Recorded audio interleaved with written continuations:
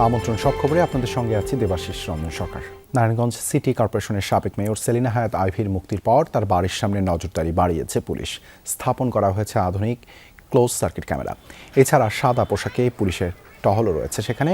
আইনশৃঙ্খলা বাহিনী বলছে 3 বারের সাবেক এই সিটি মেয়রের ব্যক্তিগত নিরাপত্তা এবং তিনি কার্যক্রম নিষিদ্ধ আওয়ামী লীগের কোনো দলীয় কর্মসূচিতে অংশ নেন কিনা সে বিষয়ে খোঁজ খবর রাখতে এই বাড়তি নজরদারি। বৈষম্য বিরোধী ছাত্র আন্দোলনে হত্যা ও হত্যা চেষ্টার অভিযোগে করা 12টি মামলায় প্রায় 13 মাস কারাভোগের পর বুধবার রাতে মুক্তি পান আইভী।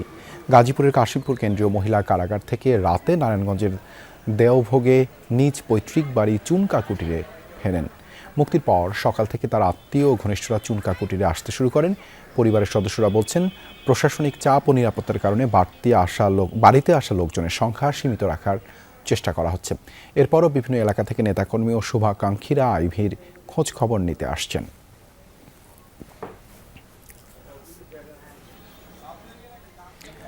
একেবারে বদ্ধ এক কক্ষ, বন্ধ ছিল এসি, কমে যায় অক্সিজেনের মাত্রা, আর তাতেই 8 দিন হাসপাতালে মৃত্যু হয়েছে 6 শিশুর।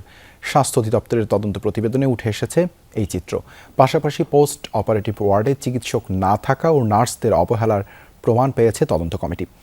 স্বাস্থ্যমন্ত্রী জানিয়েছেন হাসপাতালের বিরুদ্ধে কী ব্যবস্থা নেওয়া হবে তা জানা যাবে রোববার। আদ্দিন মেডিকেলের পোস্ট অপারেটিভ ওয়ার্ড ফাঁকা পড়ে আছে শয্যা। পাশেই সন্তানকে কোলে নিয়ে দাঁড়িয়ে এক বাবা, কেউ আবার অ্যাম্বুলেন্সে ফিরছেন ঘরে। কিন্তু এই শিশুদের কেউই বেঁচে নেই। গত 27 মে সকাল 6টা থেকে 9টার মধ্যেই মারা যায় 6 নবজাতক। কেন এই মৃত্যু? ঘটনার তদন্ত শেষে স্বাস্থ্য অধিদপ্তর বৃহস্পতিবার মন্ত্রণালয়ে জমা দেয় প্রতিবেদন। জানানো হয় হাসপাতালের পোস্ট অপারেটিভ ওয়ার্ড বেশ আবদ্ধ। সেখানে ধারণ ক্ষমতার চেয়ে বেশি ছিল রোগী। এসি বন্ধ থাকায় কক্ষে কমে যায় অক্সিজেন, উল্টো বাড়ে কার্বন ডাই অক্সাইড, আর তাতেই 6 শিশুর মৃত্যু হয়েছে বলে জানিয়েছে তদন্ত কমিটি। অক্সিজেনটা বন্ধ ছিল, এক পেশে মানুষ শ্বাস ছেড়েছে, অক্সিজেন বিল্ড আপ করে, carbon die oxide build up করেছে, অক্সিজেন লোয়ার লাইনে এলডিএল এইচডিএল এর মতো, এবং 100% এসি বন্ধ করার কারণে হাইপার কেপনিয়াতে রোগীগুলি মারা গেছে অক্সিজেনের অভাবে। এতে কোনো ভুল নেই। চিকিৎসা অবহেলারও প্রমাণ পেয়েছে কমিটি। ওই দিন ওয়ার্ডে ছিলেন না কোনো চিকিৎসক, ডেকেও পাওয়া যায়নি নার্সদের, ফলে সময় মতো চিকিৎসা পায়নি শিশুরা। দায়িত্বরত সেবিকাদের দায়িত্বে চরম অবহেলা ও অসহযোগিতা ছিল। নবজাতকের আকস্মিক শারীরিক অবনতিশীল অবস্থায় হাসপাতালের সক্রিয় ইমার্জেন্সি মেডিকেল রেসপন্স ছিল না। অভিভাবকদের আহ্বানের সাড়া না দিয়ে সংশ্লিষ্ট নার্স কোনো চিকিৎসককে বিষয়টি অবহিত না করে কালক্ষেপণ করতে থাকে। এমনকি নবজাতকদের মৃত্যু রোধে প্রয়োজনীয় উপযুক্ত যথাযথ চিকিৎসার ব্যবস্থাও করা হয়নি। তাহলে কি ব্যবস্থা নেওয়া হচ্ছে এই প্রতিষ্ঠানের বিরুদ্ধে? স্বাস্থ্যমন্ত্রী জানিয়েছেন আপাতত বন্ধ হচ্ছে না আদ্দিন হাসপাতাল। এ বিষয়ে মামলা থাকায় শাস্তির বিষয়টি আদালতের। হাসপাতালে 200-র উপরে রোগী আছে, পুরা হাসপাতালটা অলনে ছাড়েন আমরা বন্ধ করতে পারি না। 1, 2 নম্বর সেটা আইন বহির্ভূত একটা কাজ। আমরা আমাদের যেটা আইনে যা আছে আপনাদেরকে প্রমিনেন্টলি বলি, আইন যা বলেছে তদন্ত করতে হবে। তদন্ত কমিটির পরে আমরা বসে শাস্তির বিধান কি আছে সেটা আমরা নিশ্চিত করব। আদ্দিন হাসপাতাল চালু আছে, তবে সিলগালা করে রাখা হয়েছে সেই post operative ward. Hasan Misba, Jamuna news, Dhaka. আগামী 7 জুন দেয়া হবে রামিসাকে ধর্ষণ ও হত্যা মামলার রায়। অভিযোগ গঠনের 4 দিনের মধ্যে আজ যুক্তিতর্ক উপস্থাপন শেষে এই তারিখ ধার্য করা হয়। রায়ে রাষ্ট্রপক্ষের আইনজীবী আসামি সোহেল রানা ও তার স্ত্রী স্বপ্না আক্তারের সর্বোচ্চ শাস্তি মৃত্যুদণ্ড প্রত্যাশা করেন। তবে আসামি পক্ষের আইনজীবী খালাস চেয়েছেন তার মক্কেলদের। বৃহস্পতিবার রামিসা হত্যা মামলার বিচারের শেষ ধাপে শুরু হয় যুক্তিতর্ক উপস্থাপন। রাষ্ট্র ও আসামিপক্ষ নিজ নিজ দাবির সপক্ষে চূড়ান্ত বক্তব্য তুলে ধরেন আদালতে। যুক্তিতর্কে রামিসা হত্যায় সর্বোচ্চ সাজার বিধান আইনি নজির উপস্থাপন করে রাষ্ট্রপক্ষের আইনজীবী বলেন, 16 জনের জবানবন্দিতে অকাট্য তথ্য প্রমাণ দেয়া হয়েছে। আসামি নিজ মুখে প্রকাশ্য দোষ স্বীকার করায় অভিযোগ এরই মধ্যে প্রমাণিত হয়েছে। পরে আসামিদের সর্বোচ্চ শাস্তি মৃত্যুদণ্ডের আবেদন জানান রাষ্ট্রপক্ষের আইনজীবী। আমাদের প্রসিকিউশন পক্ষে চেয়েছি সিভিয়ার পানিশমেন্ট বলতে দুটো পানিশমেন্ট আছে আইন অনুযায়ী, একটা হলো মৃত্যুদণ্ড অথবা সশ্রম কারাদণ্ড। এই দুটোর মধ্যে আবার সিভিয়ার পানিশমেন্ট হলো মৃত্যুদণ্ড। আমরা সেটাকেই মিন করেছি মাননীয় ট্রাইব্যুনালে। তবে রাষ্ট্রনিযুক্ত দুই আসামির আইনজীবী তার যুক্তিতর্কে বলেন, মৃত্যুদণ্ডের ধারা প্রমাণ করতে পারেনি রাষ্ট্রপক্ষ, তাই আসামিদের যাবজ্জীবন কারাদণ্ড প্রার্থনা করেন আসামিপক্ষ। বলেছে সে দোষী, সে মাপ চায়, তার মানে সে অপরাধী। তা আমি বলেছি তাকে যাবজ্জীবন কারাদণ্ড দেওয়া হোক, এবং তার যে স্ত্রী স্বপ্না আক্তার, সে যেহেতু লাশ গুমের বিষয়ে সহায়তা প্রদান করেছে, আমি বলেছি তাকে সংশ্লিষ্ট আইনে যে সর্বোচ্চ সাজা আছে 7 বছর, সেই বিধান অনুযায়ী তাকে 7 বছর কারাদণ্ড দেওয়া হোক। অভিযোগ গঠনের 4 দিনের মধ্যেই শেষ হলো রামিসা হত্যা মামলার আনুষ্ঠানিক বিচার কার্যক্রম। আগামী 7 জুন মামলার রায় ঘোষণা করবেন আদালত। সেদিনই জানা যাবে নির্মমভাবে রামিসাকে হত্যার দায়ে সোহেল রানা ও তার স্ত্রীর সাজা কি হচ্ছে। অভিযোগ গঠনের 4 দিনের মধ্যেই শেষ হলো রামিসা হত্যাকাণ্ডের বিচার কার্যক্রম। আগামী 7 জুন এ মামলার রায় ঘোষণা করবেন আদালত। আইনজীবীরা বলছেন, শুধু রামিসাই নয়, রামিসার মতো এমন হত্যাকাণ্ডের বিচার দ্রুত যেন শেষ করে সরকার। রাব্বি হোসেন, যমুনা নিউজ, ঢাকা। নাটোরে 5 বছরের এক শিশু ধর্ষণের ঘটনায় গ্রেপ্তার হওয়া অভিযুক্ত শরীফুল ইসলামের সর্বোচ্চ শাস্তির আশ্বাস দিয়েছেন জাতীয় সংসদের হুইপ রুহুল কুদ্দুস তালুকদার দুলু। বৃহস্পতিবার দুপুরে নাটোর জেনারেল হাসপাতালে চিকিৎসাধীন শিশুটিকে দেখতে গিয়ে সাংবাদিকদের তিনি কথা বলেন। তিনি আরও বলেন, ধর্ষণের মতো জঘন্য অপরাধের বিরুদ্ধে সরকার কঠোর অবস্থানে রয়েছে। তিনি দ্রুত বিচার সম্পন্ন করে আসামির সর্বোচ্চ শাস্তি নিশ্চিত করার আশ্বাস দেন। হাসপাতাল পরিদর্শন শেষে শিশুটির পরিবারের সদস্যদের সঙ্গে কথা বলেন হুইপ দুলু।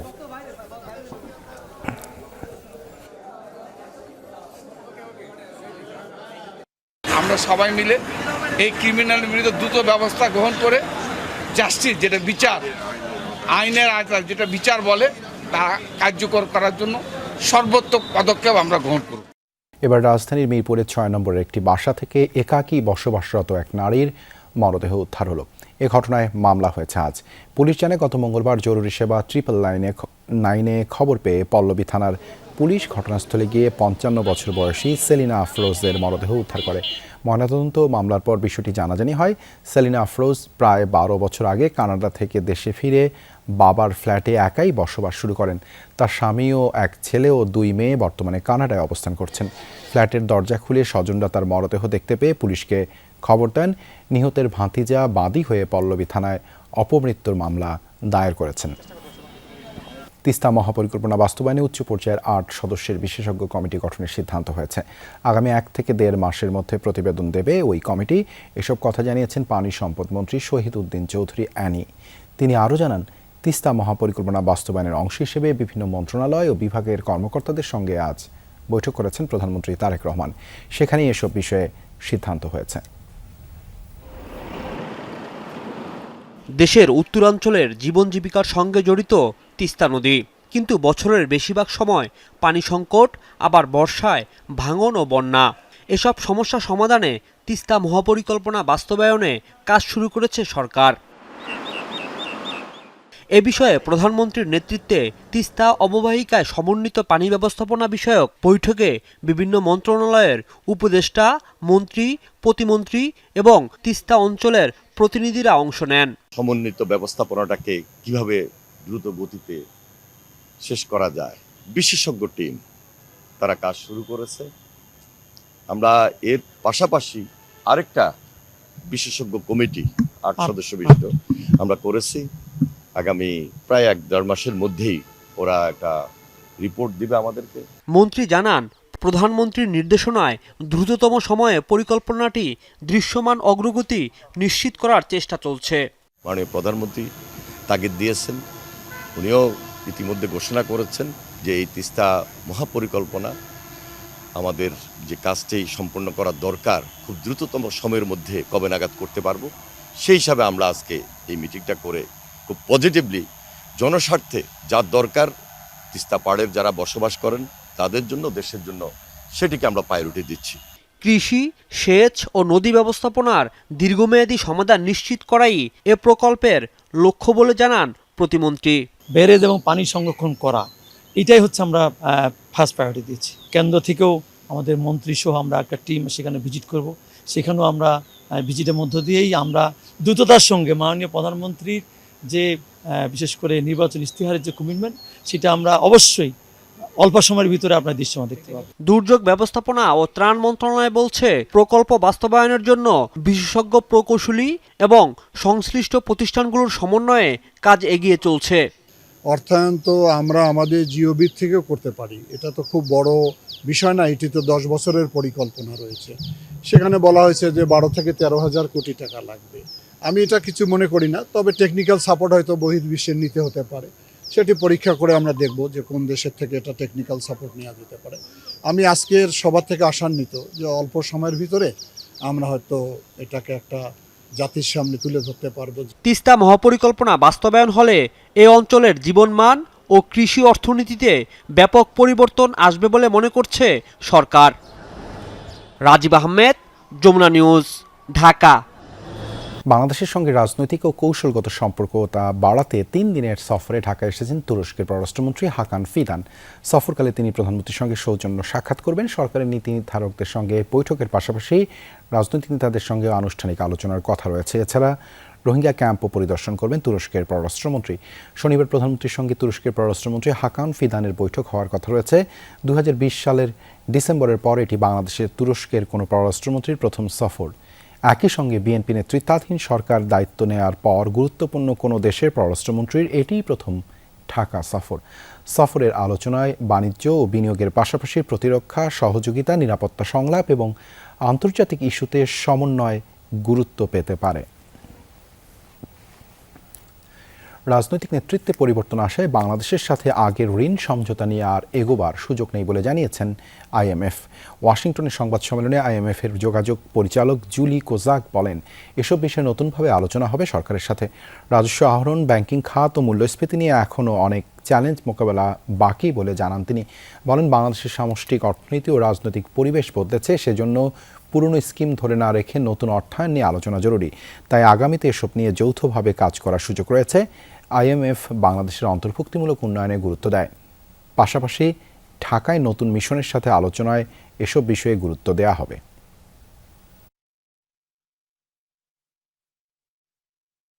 বাংলাদেশের নতুন সরকার নতুন ঋণ কাঠামো নিয়ে আলোচনা করতে চেয়েছে। আমরাও সায় দিয়েছি, কেননা রাজনৈতিক নেতৃত্বের পরিবর্তন আসলে অতীতের হিসেবে আর আলোচনা করা যায় না। তবে আইএমএফ এর অগ্রাধিকার বদলায়নি। রাজস্ব আহরণ নিয়ে অনেক চ্যালেঞ্জ আছে, ব্যাংকিং খাতে সংস্কার আর মূল্যস্ফীতিও বড় মাথা ব্যথা। আগামীতে এসবই গুরুত্ব পাবে। দেশকে কারো শত্রু বানাতে চায় না বর্তমান সরকার, তবে থাকতে চায় আধিপত্যের বাইরে, প্রভাবমুক্ত। পিআইবি মিলনায়তনে সাবেক রাষ্ট্রপতি ও বিএনপির প্রতিষ্ঠাতা জিয়াউর রহমানের মৃত্যুবার্ষিকীর আলোচনায় এসব কথা জানান দলটির মহাসচিব ও স্থানীয় সরকারমন্ত্রী মির্জা ফখরুল ইসলাম আলমগীর। বলেন, উদার গণতান্ত্রিক নীতির কারণেই সরকার পরিচালনায় বিএনপিকে বেছে নিয়েছিল জনগণ। এ সময় তথ্যমন্ত্রী বলেন, স্বার্থ সুরক্ষার মধ্যে দিয়েই কূটনৈতিক সম্পর্ক বজায় রাখবে বাংলাদেশ। জাতীয়তাবাদ ও সবার আগে বাংলাদেশ নীতিকে গুরুত্ব দিলেই দেশ ও জনগণ উপকৃত হবে বলে মনে করেন আলোচকরা।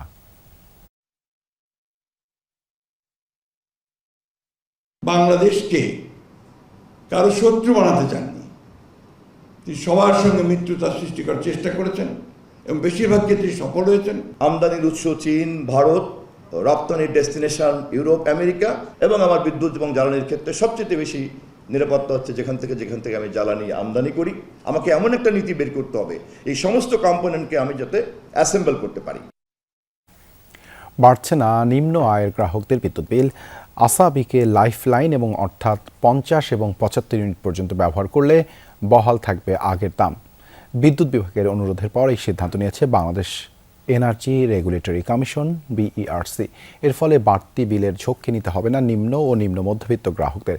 সাধারণত যারা একটি ফ্যান ও সর্বোচ্চ 2টি বাতি ব্যবহার করেন, এর আগে গণশুনানিতে এই শ্রেণীর জন্য বিদ্যুতের বিল না বাড়ানোর প্রস্তাব করেছিল পিডিপি। যদিও পল্লী বিদ্যুতের দাবির প্রেক্ষিতে নিম্ন আয়ের গ্রাহকদের জন্য 15% দাম বাড়ায় বিইআরসি।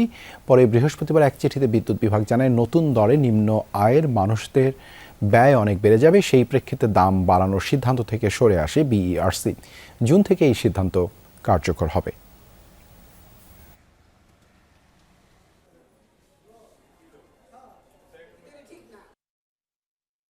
এটা তো জনস্বার্থে, যেহেতু সরকার চাচ্ছে, কোম্পানিগুলি চাচ্ছে যাতে লাইফলাইন এবং ফার্স্ট ধাপ যেন না বাড়ে, সো সেহেতু এটা জনগণের পক্ষে যাচ্ছে, সেহেতু আমরা করে দিচ্ছি জুন থেকে বলতে। জি, বিদ্যুতের দাম না বাড়িয়ে অনিয়ম দুর্নীতি বন্ধের আহ্বান জানিয়েছে বিরোধী দল। বিকেলে বিদ্যুৎ ও জ্বালানির মূল্য বৃদ্ধির প্রতিবাদে বিক্ষোভ সমাবেশ থেকে আহ্বান জানায় জামায়াত ইসলামী। বলেন, নবায়নযোগ্য বিদ্যুৎ উৎপাদনে অগ্রসর না হয়ে জনগণের উপর বোঝা চাপিয়ে দিয়েছে বিএনপি। সন্ধ্যায় একই ইস্যুতে মশাল মিছিল করে এনসিপি। সেখানে এনসিপি নেতারা বলেন, বিএনপি জনগণের পকেট কাটছে। ক্ষমতায় যাওয়ার 3 মাসের মধ্যে বিদ্যুতের দাম বাড়ানোয় সমালোচনা করেন দুই দলের নেতারা।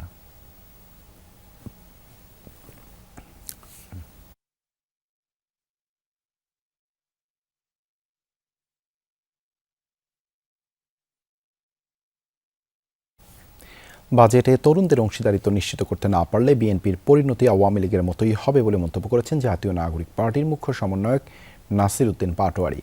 বৃহস্পতিবার বিকেলে রাজধানীর বাংলা মোটরে জাতীয় বাজেটে তারুণ্যের অংশীদারিত্ব, সম্ভাবনা, চ্যালেঞ্জ ও করণীয় শীর্ষক আলোচনা সভায় কথা বলেন তিনি। সীমান্ত হত্যা নিয়ে স্বরাষ্ট্রমন্ত্রী কাণ্ড জ্ঞানহীন বক্তব্য দিয়েছেন বলে অভিযোগ করেন তিনি। বলেন, আওয়ামী লীগের ফাঁদে পা দিয়ে তাদের ফিরিয়ে আনার পায়তারাও করছে সরকার। এ সময় দলের মুখপাত্র আসিফ মাহমুদ সজীব ভূঁইয়া বলেন, সরকার প্রচার করছেন প্রিপেইড মিটারের চার্জ কমানো হয়েছে, কিন্তু বিদ্যুতের দাম বাড়িয়ে দেশকে দ্রব্যমূল্যের ঊর্ধ্বগতির দিকে ঠেলে দিচ্ছে বলেও জানান তিনি।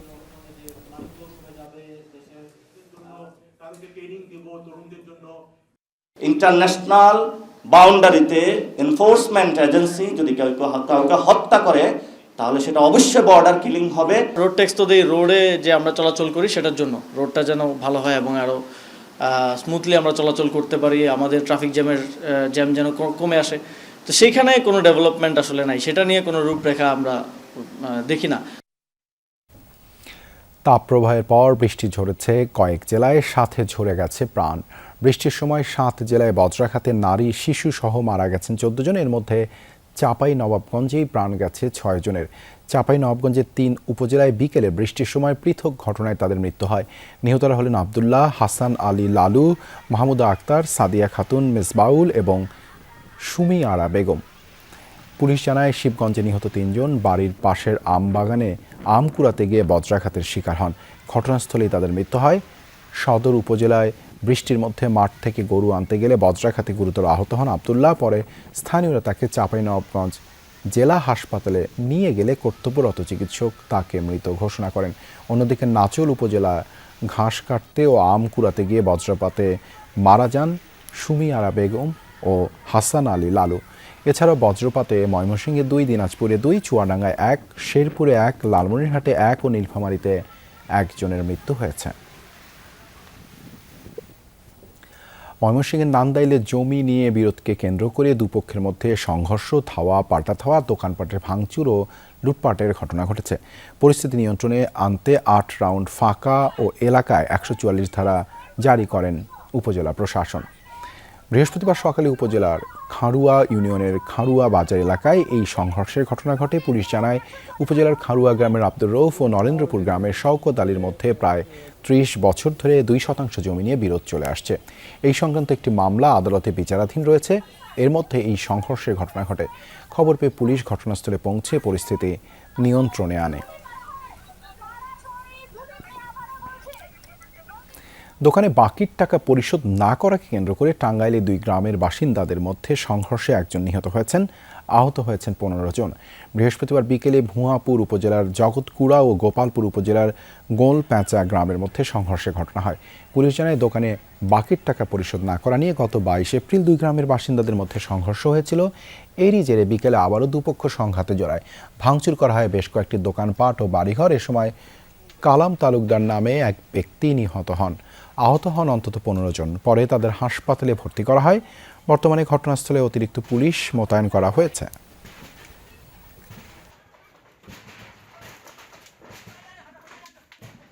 ধর্ষণ ও যৌন নিপীড়নের মতো ঘটনা এড়াতে পরিবারকে সচেতন হতে হবে। গুড টাচ আর ব্যাড টাচ শেখানোর পাশাপাশি নারীদের পোশাককে দায়ী না করার পরামর্শ মানবাধিকার কর্মীদের। রাজধানীর বিশ্ব সাহিত্য কেন্দ্রে আয়োজিত ধর্ষণ ও শিশু নির্যাতন ও বিচারহীনতা শীর্ষক এক গোলটেবিল আলোচনায় এসব পরামর্শ দেন তারা। আলোচনায় অংশ নিয়ে আইনজীবী, মানবাধিকার কর্মী ও রাজনীতিবিদরা বলেন, ধর্ষণ, নারী ও শিশু নির্যাতনের মতো অপরাধ বন্ধে দায়িত্বপ্রাপ্ত মন্ত্রণালয়গুলোর কাজ করতে হবে। এছাড়া ধর্ষণ নিয়ে সামাজিক পরিসরে আলোচনা না হওয়া সহ শিক্ষা প্রতিষ্ঠানের সচেতনতা তৈরি করা হয় না বলেও অভিযোগ করেন বক্তারা।